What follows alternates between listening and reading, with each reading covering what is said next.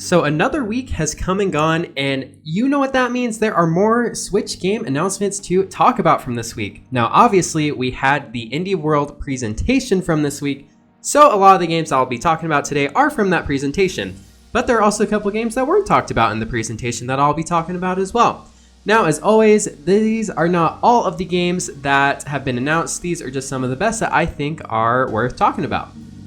What's going on, you guys? My name is Ryan, aka RPIP. First of all, I just want to say thank you guys so much for the support lately. I posted my last video, we are at 450, and now we are over 500 subscribers.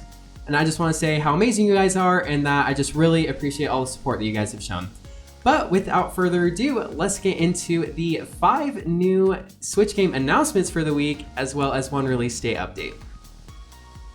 So the first game that we have to talk about does come from the presentation we saw this week, and it is Card Shark. So Card Shark is a game, it releases next year, probably early next year if I had to guess. But it's a game that is set in 18th century Europe, and it is centered around card manipulation, high stakes games. I don't know, it just looks really, really different and interesting. The art style looks good. And it is a game that is published by Devolver Digital, which has put out many great games. So this is one that I am super looking forward to, really just because it's very different. And I personally love card games. And so this is a game that I think I am absolutely going to pick up whenever we see the release for this game. Now this next game is one that was not talked about in this presentation, but it is called Lair of the Clockwork God. So this is a game that releases on September 4th for $19.99. Now it is both a point and click puzzler and action platformer all in one. And that's pretty much all I needed to hear about this game to make it interesting for me. But what you do is you switch between the two main characters, Ben and Dan, in an effort to stop all the apocalypses from happening simultaneously. Now, this game did release, at least on Steam, from my knowledge, and it is also going to be 20% off up through the release date as well. So it would be $16.99 up until it releases, which is really nice. But this is a game that looks really different and interesting just because it does have both of those genres combined into one.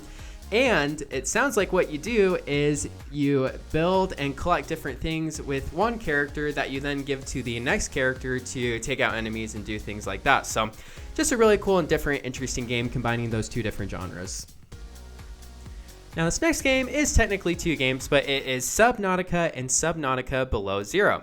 Now this does have a release date for 2021, probably early 2021, but it is a survival game centered around where you descend into the depths of an alien underwater world, and you craft equipment, you pilot submarines, and you outsmart the wildlife that exists down there. So the first game, you do all of that, right? And the second game is set 1 year after the original, and it looks like it's just a different environment where you do a lot of the same things. But I really like the first person aspect of this game, and I just think this is going to be a game that should run pretty well on the Switch as well.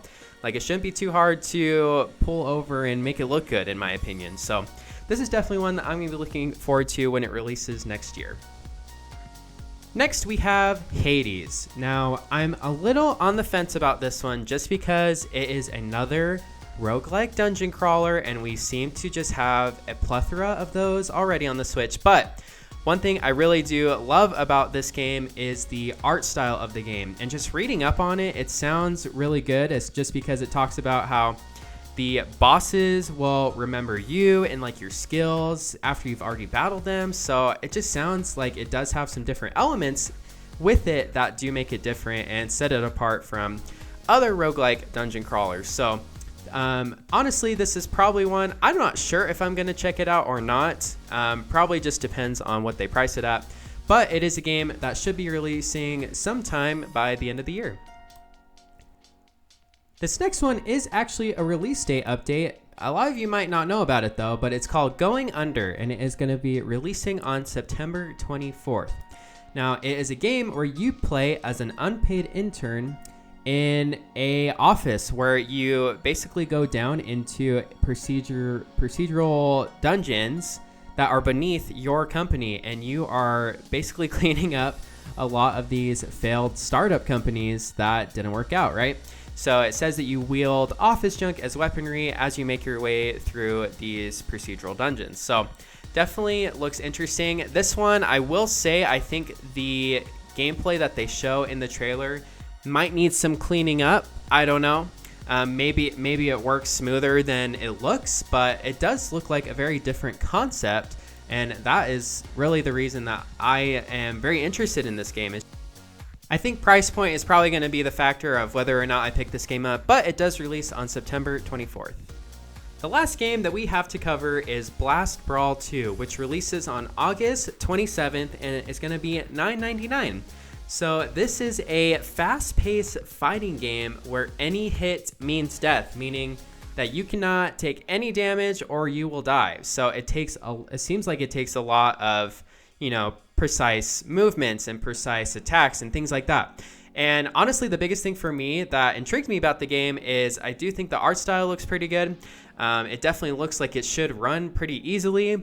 And I just like the concept of being able to, or needing to master your techniques to be able to take down enemies. So, and honestly, the biggest thing too is the price point at just $9.99. I think it's a game that's really cool. It does say it has up to 4 players locally. So this is a game that you can play with your friends. And I think it's one that you should get a lot of enjoyment out of. So keep an eye out for this one when it releases just this next week on August 27th. Thank you guys so much for watching. If you guys enjoyed the video, make sure and subscribe and like the video as well. And I will see you guys in the next one. Peace.